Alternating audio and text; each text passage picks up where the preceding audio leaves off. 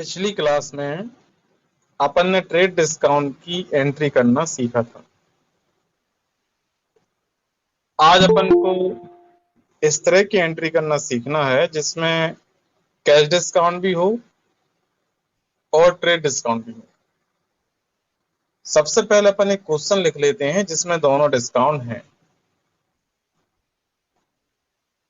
अपन purchase और sales अपन दोनों ही entry आज सीखेंगे, कैश डिस्काउंट और ट्रेड डिस्काउंट के साथ।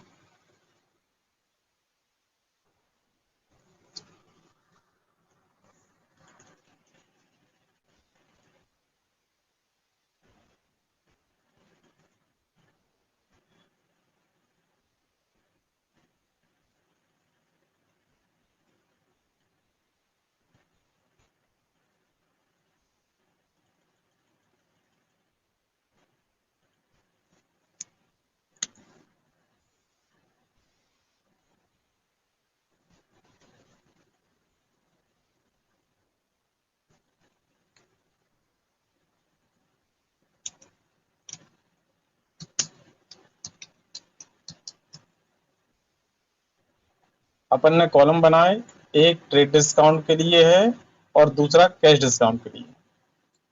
अपन को क्वेश्चन में ट्रेड डिस्काउंट पहले दिया जाए या कैश डिस्काउंट पहले दिया जाए, लेकिन अपन हमेशा गणना ट्रेड डिस्काउंट की पहले करते हैं, उसके बाद हम गणना करते हैं कैश डिस्काउंट की। जितने का माल होता है अपन उसमें से पहले ट्रेड डिस्काउंट माइनस कर देते हैं। ट्रेड डिस्काउंट माइनस करने के बाद जो अमाउंट बचता है उस बचे हुए अमाउंट में से कैश डिस्काउंट माइनस किया जाता है। तो सबसे पहले अपन अमाउंट लिख लेंगे अब, उसके बाद अपन ट्रेड डिस्काउंट माइनस करेंगे, फिर कैश डिस्काउंट माइनस करेंगे। तो यहां पर अपन कैश डिस्काउंट की दर और लिख लेते हैं, माना कि 10% है और बेचने वाले में 20% है। ये अमाउंट है। अपन अमाउंट में से सबसे पहले माइनस करेंगे ट्रेड डिस्काउंट। तो पहले अपन ने ट्रेड डिस्काउंट अमाउंट निकाला, तो आप देख रहे हैं 10,000 रुपए का 5% 500 रुपए आ जाएगा और 10,000 में से 500 रुपए ट्रेड डिस्काउंट घटेगा और बचेगा 9,500 रुपए। इसी प्रकार 20,000 का 10% 2,000 रुपए आएगा ट्रेड डिस्काउंट, और 20,000 में 2,000 घट जाएंगे तो नेट अमाउंट बचेगा 18,000 रुपए। अब ये जो नेट अमाउंट बचा हुआ है, जो ट्रेड डिस्काउंट घटाने के बाद का अमाउंट बचा हुआ है, इसमें से हम कैश डिस्काउंट माइनस करते हैं। कैश डिस्काउंट वो डिस्काउंट होता है जो व्यापारी नहीं देना चाहता लेकिन ग्राहक लेना चाहता है। तो यहां पर लिख लेते हैं कैश डिस्काउंट।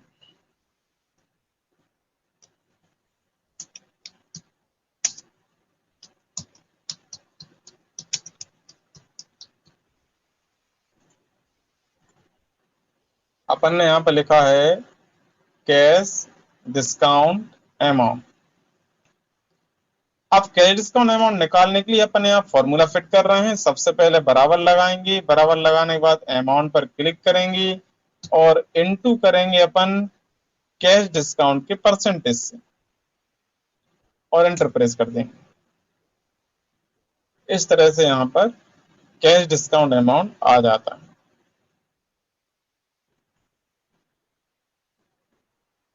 अब अपन बेचे वाले का निकाल लेते हैं। पहले बराबर लगाएंगे, बराबर लगाने के बाद अपन अमाउंट पर क्लिक करेंगे, इनटू करेंगे दर से। इस तरह यहाँ पर कैश डिस्काउंट आ गया। अब हमें निकालना है नेट अमाउंट कैश डिस्काउंट घटाने के बाद का। तो यहाँ पर ने लिखा है नेट अमाउंट। अपन बराबर लगाएंगे, बराबर लगाने के बाद जो ट्रेड डिस्काउंट घटाने के बाद का नेट अमाउंट था उस पर क्लिक करेंगे और माइनस करेंगे कैश डिस्काउंट। तो ये आपका फाइनल नेट अमाउंट आ चुका है। ड्रैग कर देंगे डॉट पर जाकर, तो अगले जितने स्टूडेंट होंगे सबका आ जाएगा।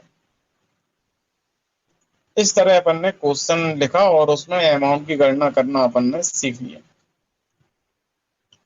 अब इसकी एंट्री अपन किस तरह से करेंगे वो अपन को समझना है। इसकी रिकॉर्ड में एंट्री कैसे करेंगे अपन। रिकॉर्ड में एंट्री करने के लिए अपन अगली सीट पर चलते हैं।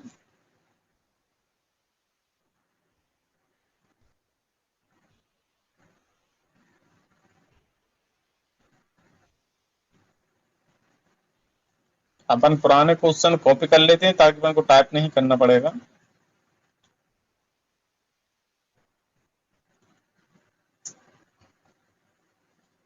अब बताओ बच्चों, ये पहली एंट्री क्या हो सकती है। माल खरीदा, दोनों डिस्काउंट है इसमें।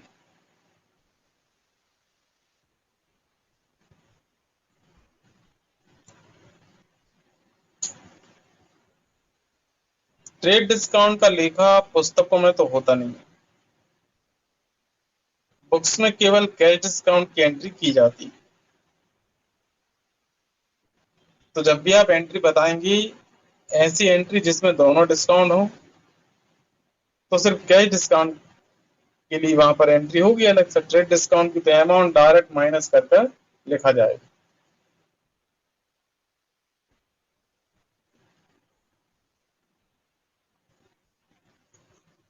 ठीक है बच्चों, तो यहाँ पर अपन सबसे पहले से एंट्री करना समझ लेते हैं। माल खरीदा है तो by purchase account to cash account to discount account. Entry जैसे अपन कैश डिस्काउंट में करते हैं बिल्कुल वैसे ही एंट्री होगी। अमाउंट का जरा हमें ध्यान रखना है, अमाउंट कहां पर कितना आएगा अपन उसे देख लेते हैं। सबसे पहले तो माल खरीदा है, परचेज के सामने वो अमाउंट आएगा जो ट्रेड डिस्काउंट घटाने के बाद आया होगा। तो ट्रेड डिस्काउंट घटाने के बाद का अमाउंट 9,500 रुपए है। तो यहाँ पर परचेज के सामने अपन ने लिखा 9,500 रुपए।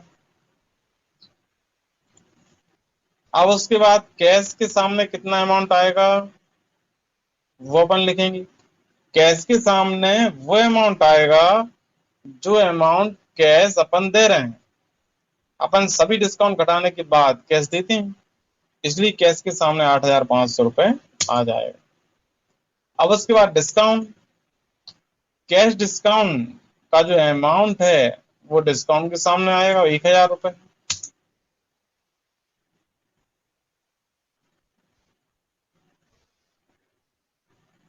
समझ में आ गया बच्चों।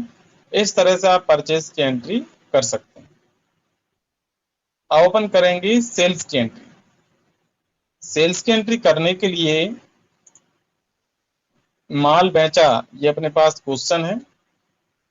एंट्री इस तरह से होगी, by cash account by discount account to sales account. Amount कहां कौन सी लिखना है वो अपन को समझना है। माल बेचा है तो सेल्स के सामने आएगा ट्रेड डिस्काउंट घटाने के बाद का अमाउंट यानी कि 18,000 रुपए।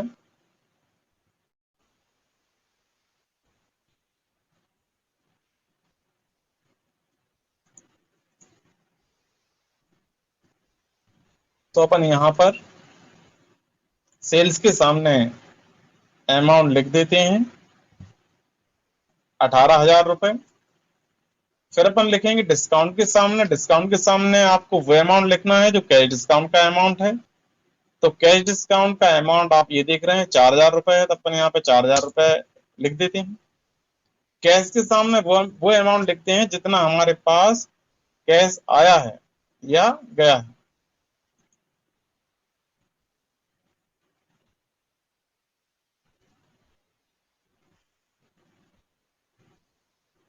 तो इस तरह से अपन एंट्री कर लेते हैं। यहाँ पर अपन देख रहे हैं कि कैश के सामने कितना अमाउंट आता है, तो दोनों डिस्काउंट घटाने के बाद जो आप देख रहे हैं नेट अमाउंट लिखा हुआ है, ये